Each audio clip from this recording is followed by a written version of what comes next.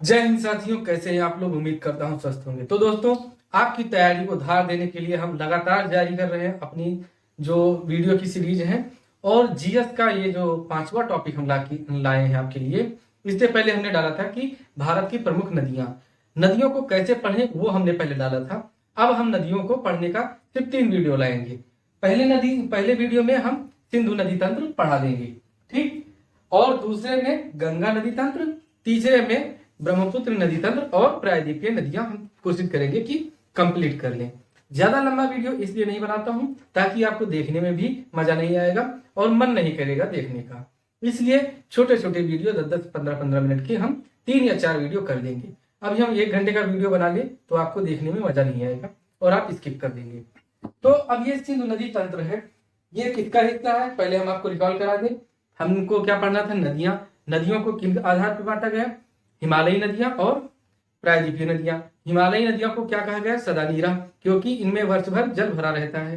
हिमालयी नदियों को 3 पार्ट में बांटा गया क्योंकि इनको पढ़ने के लिए हमें 3 तरह की तंत्रों को पढ़ने की जरूरत पड़ती है। सिंधु नदी तंत्र, गंगा नदी तंत्र और ब्रह्मपुत्र नदी तंत्र। उन्हीं 3 तंत्रों में से पहला तंत्र है सिंधु नदी तंत्र। सिंधु नदी तंत्र पढ़ने से पहले हम देखते हैं, आपको यह बताते हैं, ये भारत का हमारा ऊपरी हिस्सा है जिसमें जम्मू कश्मीर, लद्दाख, हिमाचल प्रदेश और पंजाब, हरियाणा ये सारे राज्य शामिल हैं। तो इनको हम पढ़ने से पहले हम ये देखते हैं कि जम्मू कश्मीर का उद्गम, जो सिंधु नदी का उद्गम स्थल कहाँ है। देखिए, आपने पढ़ा होगा कि सिंधु नदी को क्या कहते हैं, तिब्बत में। तो तिब्बत में इसको सिंगे खबाब इसलिए कहते हैं क्योंकि एक सिंगे खबाब नदी है, ठीक। कैलाश चोटी के पास से दूसरी ओर, जो कैलाश चोटी है उसके दूसरी ओर से एक नदी आती है जिसका नाम है सिंगे खबाब। और दक्षिण की ओर से, जैसे नीचे की ओर दक्षिण है तो नीचे की ओर से, मतलब ये मैप है इसके नीचे, बाकी ये दक्षिण की ओर है। इधर से निकलती है कौन सी, गरतंग चू नदी। ये दोनों नदियां जब मिलती है, धारा इनकी बनती है, संगम जब होता है तब हमारे सिंधु नदी का उद्गम होता है। तो इसीलिए इसको पूरे को यहां तक जितना तिब्बत में ये है इसको कहते हैं सिंगे खबाब नदी। तो इनका उद्गम कहां से मानते हैं, जो ग्लेशियर है वो ग्लेशियर मानते हैं चेमान युंगडुंग ग्लेशियर। और पूछ लिया जाएगा सिंगे खबाब किस नदी को कहते हैं, तो आप मारिएगा सिंधु नदी। ये जैसे ही एंट्री करती है हमारे भारत में, तो भारत में जब एंट्री करती है तो ऊपर से आके मिलती है ये श्योक नदी। ये श्योक नदी है। श्योक नदी के ऊपर ये देखिए लिखा है नुब्रा नदी। ये जो नदी बनी है ये नदी नुब्रा है। इसी एरिया को नुब्रा घाटी भी कहते हैं। श्योक नदी दाहिनी ओर से मिलने वाली पहली नदी है, ये दाहिनी ओर। अब दाहिनी और मतलब दाहिना और बायां क्या है नदियों में, देखिए नदी जिस तरह से चलती है उसी तरह से आप अगर चले, जैसे ये नदी ऐसे जा रही है और हम भी ऐसे जा रहे हैं, तो हमारा ये दाया मतलब नदी का ऊपर हिस्सा ये दाया, ये हो जाएगा राइट, और नीचे वाला हिस्सा ये हो जाएगा लेफ्ट, ठीक। तो नदियों में ये जैसे पीसीएस, आरओ, एआरओ, इन सब में क्वेश्चन, और यूपी ट्रिपल एससी में अब क्वेश्चन ये पूछ लिया जाता है कि निम्नलिखित में से कौन सी नदी जो सिंधु नदी के दाहिने ओर से मिलती है सहायक नदी है, या सिंधु नदी के बाईं ओर से मिलने वाली सहायक नदी को पहचानिए। तो ये हम अभी लिस्टिंग कर लेंगे, पहले भी हमने बताया था, अब फिर बाद में पढ़ने बाद लिस्टिंग कर लेंगे कौन सी नदी दाहिनी ओर से, कौन सी बाईं ओर से। वैसे भी दिख रहा है आपको, ऊपर से जो नदी आ रही है वो दाहिनी ओर से और नीचे से जो जा रही है वो बाईं ओर से है। तो दाहिनी ओर से पहली नदी कौन, श्योक नदी। श्योक की सहायक कौन, नुब्रा नदी। फिर ये यहाँ देखिए गिलगित नदी आती है ऊपर से, ये जम्मू कश्मीर। ये पीओके वाला, पीओके क्या है, पाक ऑक्युपाइड कश्मीर, मतलब पाक अधिकृत कश्मीर। अधिकृत का देखिए इंग्लिश में 2 शब्द हैं अधिकृत का अर्थ बताने वाले, एक होता है अथराइट और एक होता है ऑक्युपाइड।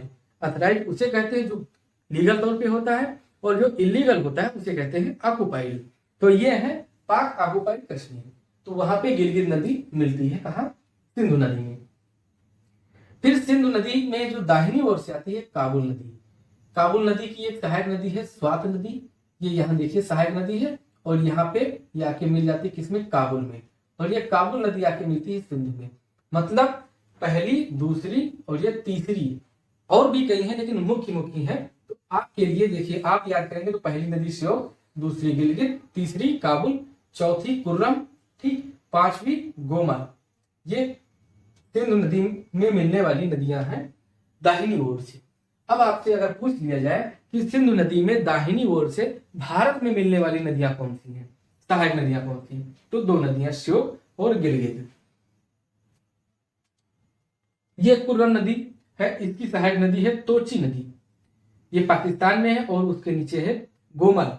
गोमल नदी इसकी पुनहर एक सहायक नदी है और झोंक सहायक नदी है। दोनों नदियों से मिलकर ये गोमल नदी बनती है और ये भी आके सिंध में एटलीस्ट मिल जाती है। अब हम जो ज्यादा टिपिकल वाला पोर्शन है वो हम पढ़ेंगे, क्योंकि सिंधु नदी का जो बाईं ओर से मिलने वाली नदियां हैं उनको पढ़ लेंगे, और सिंधु नदी की जो 5 प्रमुख सहायक नदियां हैं जिनको पंचनद बोला जाता है, जिनका पानी पंजाब में होकर बहता है, जिन्हें के नाम पे पंजाब नाम पड़ा है, उन नदियों को हम पढ़ेंगे और उन पे स्थित परियोजनाओं या बांध के बारे में पढ़ेंगे। तो अब हम पढ़ते हैं। देखिए, जो सिंधु नदी निकली, अब यहाँ से ये जाती है जास्कर श्रेणी है, पहाड़ी, हम इसको ऐसे पहाड़ को ट्रायंगल से इंडिकेट किया जाता है पर्वत को, तो ये जास्कर श्रेणी से निकलती है नदी, तो इसका नाम हो गया जास्कर, और ये जाके बाईं ओर से जाके मिलती है, ये पहली नदी है, इसमें सिंधु नदी में मिल जाती है। फिर एक यहाँ से चटक नदी, सुरु नदी है ये, और इस पे चटक परियोजना है, ये भी सिंधु की सहायक नदी है, ये भी बाईं ओर से मिलती है। ये दो हो गई, कौन सी, एक सुरु नदी, यहाँ पे है सुरु नदी, और ये है जास्कर नदी। इसके बाद अब हमारा जो बहुत ही मुख्य नदी आती है झेलम नदी, सबसे लंबी नदी, किसकी, सिंधु नदी की सबसे लंबी सहायक नदी। झेलम नदी का उद्गम कहां से होता है, बेरी नाग झील। झील भी यहाँ पे आप जो भी नाग नागिन वाले झील हैं, ये सभी जम्मू कश्मीर में पाए जाते हैं, ये इनकी ट्रिक मान लीजिए। तो बेरी नाग झील से उद्गम होता है झेलम नदी का, और इसी झेलम में आके मिल जाती है किशन गंगा नदी। ये देखिए किशन गंगा नदी हमने लिख दिया है। किशन गंगा नदी पर किशन गंगा बांध है या परियोजना है, तो इसलिए ये किशन गंगा नदी इंपॉर्टेंट है। क्वेश्चन क्या पूछ लिया जाएगा कि जम्मू कश्मीर में स्थित किशन गंगा बांध किस नदी की सहायक नदी है, ऑप्शन दे दिया जाएगा सिंधु नदी, झेलम नदी, चेनाब या रावी नदी। अब आप हो जाएंगे कंफ्यूज, क्योंकि आपने डिटेल में पढ़ा नहीं है। जो ये वीडियो देखे हैं या इससे पहले कहीं और पढ़े हैं, वही बता पाएंगे कि किशन गंगा नदी है, और ये किसकी सहायक नदी है, झेलम की सहायक नदी है, और इसी पर एक डैम स्थित है जिसका नाम है किशन गंगा डैम। अब देखिए, ये जब किशन गंगा मिल जाती है, झेलम आगे की ओर चलती है, तो उरी नामक स्थान पे, जहां सर्जिकल स्ट्राइक जो उरी अटैक हुआ था, एक उरी मूवी आई थी, तो ये उरी नामक स्थान पे बनी थी सैनिकों के उस पे। तो यहाँ पे एक डैम है, इस डैम का नाम है उरी बांध। फिर ये झेलम नदी एंट्री करती है इसमें, बुलक झील में। देखिए, झील मतलब एक बहुत बड़ा निकाय, पानी का जल निकाय, और ये क्या सोर्स इनका क्या होता है, बर्फ होता है, और या भूगर्भ से जो जल आता है वो होता है। कोई भी जल तब तक सही रहता है जब तक उसमें पानी का बहाव होता रहे, अगर धारा नहीं चल रही है तो वो जल बेकार जाता है। तो इसलिए लगातार देखिए, ये बेरी नाग से उत्पत्ति इसकी होती है झेलम नदी की, बुलर झील में एंट्री करती है यहाँ से, और यहीं से निकल जाती है, मतलब जो भी जल है वो लगातार इसमें से निकलता रहता है, तो इसलिए इसमें ताजगी बनी रहती है। और यहीं से एक क्वेश्चन आपका बनता है कि भारत की सबसे बड़ी ताजगी पानी की झील कौन सी है, तो वो है बुलर झील। अब बुलर झील से जब ये झेलम नदी निकलती है तो यहाँ पे आके रुक जाती है, कहाँ, ट्रिम्बू नामक स्थान पे। क्यों रुक जाती है, क्योंकि भैया इसकी और सहायक नदियां हैं, उनका इंतजार करती है। तो सहायक नदियों की कितनी बची, 1 2 3 4 नदियां हैं सहायक, जिनकी ये इंतजार करती है, लेकिन उनमें से एक ही आके मिलती है, कहाँ, ट्रिमो में, बाकी कहती है हम आगे मिलेंगे। तो ट्रिमो में कौन सी आके मिली, चेनाब। चेनाब भी मुख्य नदी है, क्योंकि चेनाब झेलम की मुख्य नदी है, मुख्य सहायक नदी है। चेनाब की उत्पत्ति चंद्रा और भागा, ये देखिए चंद्रा और भागा दो नदियों से होकर, दो धाराओं से मिलकर होती है चेनाब की उत्पत्ति। ये धारा कहाँ, टी मतलब टांडी, यहाँ लिख दिया हमने टी फॉर टांडी। ये टांडी में आके दोनों धाराएं मिलती हैं, तब इनका नाम पड़ता है चेनाब, यहाँ पे हमने सी लिख दिया है। और इस चेनाब पे देखिए बगलिहार, बगलिहार मतलब बगलिहार परियोजना, फिर लिखा है दुल मतलब दुलहस्ती परियोजना, तलाल परियोजना, और सवालकोट परियोजना, ये 4 परियोजनाएं चेनाब नदी पर है। अब चेनाब नदी के ऊपर से आती है एक नदी जिसका नाम है मारुसूदर नदी। मारुसूदर नदी, इस पे कौन सी बरसर परियोजना है और एक परियोजना है जिसका नाम है पाकल परियोजना और बरसर परियोजना। ये किस नदी पर स्थित है? ये मारुसूदर नदी पर। क्वेश्चन पूछ लिया जाता है कि बरसर परियोजना या बरसर बांध किस नदी पर स्थित है? ऑप्शन दे दिया गया चेनाब, रावी या मारुसूदर और या झेलम। अब आप अगर पढ़े नहीं होंगे तो क्वेश्चन 100% ये गलत करेंगे। ये ऊपर से आ रही है, देखिए ये नदी है मारुसूदर, हमने यहाँ से इंडिकेट कर दिया है, और ये बरसर परियोजना और ये पाकल परियोजना, ये आके मिल जाती है किसमें? चेनाब नदी में। और चेनाब नदी में जब ये झेलम से मिलती है तब तक तवी नदी कहती है रुको मैं भी चल रही हूँ, और तवी नदी आके चेनाब में मिल जाती है, और तवी और चेनाब की दोनों संयुक्त धारा मिलती है टीमू नामक स्थान पे, किससे? झेलम से। अब जब ये इतनी नदियों का धारा या पानी लेकर आती है तो ये धारा थोड़ी मोटी हो जाएगी, तो इस धारा को हम ऐसे डबल करते जाएंगे। अब ये धारा नदी आके मिलती है कौन सी है? रावी। ये रोहतास दर्रे के पास से निकलती है रावी नदी, रेड कलर से हमने बनाया है। अगर नहीं आ रहा तो फिर से हम देखिए बता रहे हैं, आप ध्यान से देखिए। ये रोहतास दर्रा है और यहाँ से निकलती है रावी। रावी पे 2 डैम है, एक चमेरा और एक रणजीत सागर बांध। ये इसलिए इंपॉर्टेंट है क्योंकि वीडियो परीक्षा 2018 की जब हुई थी तो 2018 का जो फर्स्ट शिफ्ट था उसमें ये क्वेश्चन आया था चमेरा बांध किस नदी पे स्थित है। उसका हिंदी वर्जन में नाम लिखा था रवि। तो देखिए आयोग का ये मानना है कि पेपर में अगर कहीं भी हिंदी वर्तनी में या हिंदी वर्जन में अगर गलती होती है तो हम प्रायोरिटी देंगे इंग्लिश को। तो मैंने देखा तब ये हमें पता चला कि ये रवि नहीं, ये रावी है। तो रावी नदी को हमने ऑप्शन में टिक किया था, जो कि सही आंसर था। तो ये चमेरा डैम है, इसको हमने यहाँ ब्लैक से बना दिया क्योंकि रेड से नदी बनाया था, और ये रणजीत सागर बांध है, ये भी आके मिल जाती है किसमें? झेलम नदी में। अब इनकी संयुक्त जो है क्या कहते हैं धाराएं चलती हैं। अब किसका इंतजार करती है? अब सतलज में, मतलब सबसे लास्ट में झेलम नदी में मिलती है कौन सी नदी? सतलज। सतलज का उद्गम स्थल राकसताल। राकसताल से ये एंट्री करती है कहाँ? शिप्किला दर्रा। ये दर्रा है शिप्किला दर्रा, कहाँ पर है ये? हिमाचल प्रदेश, एसपी लिख दिया है हमने। शिप्किला दर्रा से प्रवेश करती है कहाँ पे? ये भारत में हमारे।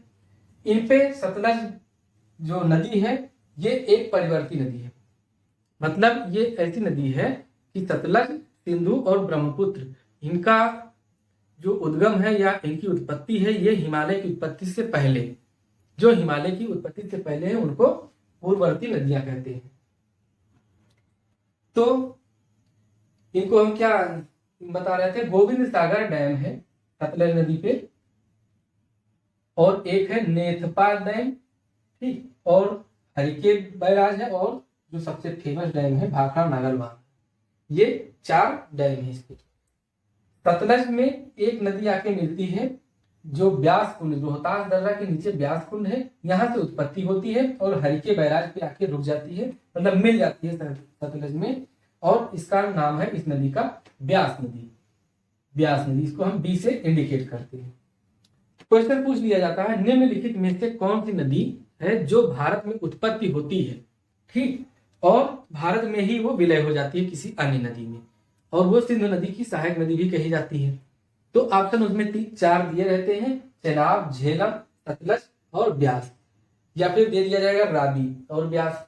तो रावी और ब्यास ये दोनों कंफ्यूजन में रहते हैं, लेकिन ब्यास छोटी है, तो ब्यास का उद्गम होता है कहाँ? ब्यास कुंड से, और हरिके बैराज में ये विलय हो जाती है सतलज से।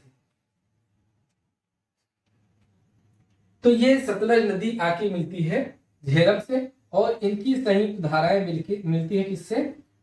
ये सिंधु नदी से।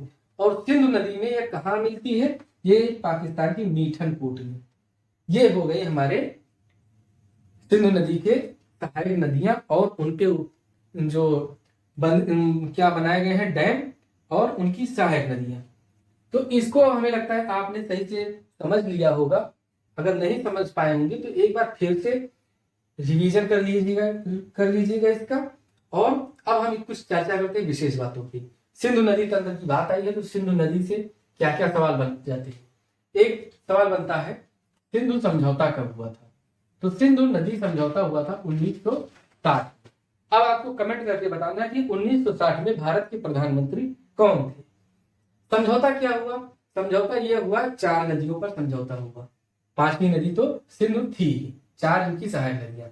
कौन क्या समझौता हुआ कि जे प्लस सी, मतलब जे फॉर झेलम और सी फॉर चेनाब। झेलम और चेनाब, ये देखिए, ये है झेलम नदी, ये वाली झेलम नदी, और ये है चेनाब नदी। इनका 20% पानी, मतलब सिर्फ 20% पानी भारत इस्तेमाल करेगा। मतलब इन ऊपरी 2 नदियों का 20% पानी, जिससे हम इसको यहाँ पे ऐसे बना रहे, ये बांध बन गया, और बांध ने कहा कि 80% इसमें आने दो पाकिस्तान में, और तुम सिर्फ 20% रखो झेलम और चेनाब पर।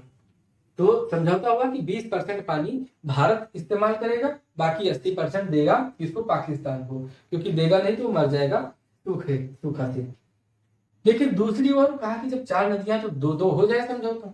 तो दूसरी ओर जो सतलज नदी है और रावी नदी, ये देखिए रावी नदी है और ये सतलज नदी, इन पर भी समझौता हुआ कि हमने बना दिया कि ये दोनों समझौता हुए इन पे। अब कहा कि देखिए ऊपर भारत ने कहा कि ऊपर तो हमको 20% दे रहे हो पानी, नीचे हमें 80% चाहिए। अब नीचे वाले में हमें 20% हम देंगे पाकिस्तान के। तो इसमें इस समझौता में यह तय हुआ कि रावी और सतलज नदी, इन 2 नदियों का 20% पानी पाकिस्तान पाएगा और 80% भारत अपना यूज कर लेगा, क्योंकि इन्हीं के पास में देखिए पड़ता है राजस्थान, और राजस्थान जानते ही है मरुस्थलीय एरिया है, तो यहीं से पानी को इसको भी जरूरत थी। हल्के बैराज बनाया गया जहां से नहर निकाली गई, ये सारी चीजें इसकी, मतलब सारी चीजों को देखते हुए ये समझौता किया गया था। तो क्या आपको ये याद रखना है, क्वेश्चन पूछ लिया जाता है सिंधु समझौता में क्या मतलब तय हुआ था या क्या समझौता हुआ था? तो सिंधु नदी समझौता में यह हुआ था कि झेलम और चेनाब नदियों का 20% पानी भारत उपयोग करेगा, 80% पाकिस्तान, और सतलज और रावी नदी का 80% भारत उपयोग करेगा, 20% पाकिस्तान। अब दूसरी ओर वैदिक काल में आ जाते हैं। वैदिक काल में इन नदियों का बड़ा महत्व है। वैदिक काल में क्या पूछा जाता है कि जो ये नदियां हैं, जैसे चेनाब का नाम पूछ लिया गया, इसको वैदिक काल में किस नदी से, किस नाम से जाना जाता था? तो चेनाब को जाना जाता था अश्विनी, रावी को जाना जाता था परुचड़ी, और सतलज को जाना जाता था शतुद्री, ब्यास को जाना जाता था विपाशा। ये थी हमारी सिंधु नदी तंत्र की नदियां। उम्मीद करता हूं कि आपको समझ में आ गया होगा। अगर ना समझ में आया होगा तो वीडियो को रिवाइज कर लीजिएगा, क्योंकि वीडियो हमने इसीलिए डाला है कि आप बार बार देखते रहें। अब इसको अगर आप कहते हैं कि इसकी एक लिस्टिंग कर दें, तो देखिए अब सब कुछ हम ही कर देंगे, तो आप क्या करेंगे? आप, समय बहुत कम है, जितना ज्यादा मटेरियल में और जितना इंपॉर्टेंट मटेरियल हो सकता है मैं आपको देने की कोशिश करता हूं। देखिए इसके बाद हम लाएंगे गंगा नदी तंत्र, जो बहुत ही ज्यादा इंपॉर्टेंट है, क्योंकि गंगा नदी तंत्र में हमारे उत्तर प्रदेश की सभी नदियों की स्थिति और अवस्थिति दर्शाई जाएंगी, उनपे बने हुए बांध बताए जाएंगे, और किन किन जिलों से निकलती हैं, किस पहाड़ियों से निकलती हैं नदियां, और कहाँ किन जिले में जाके मिलती हैं, ये हम चर्चा करेंगे गंगा नदी तंत्र में। दूसरा इंपॉर्टेंट वीडियो आने वाला है, वेट कीजिए। तब तक के लिए नमस्कार।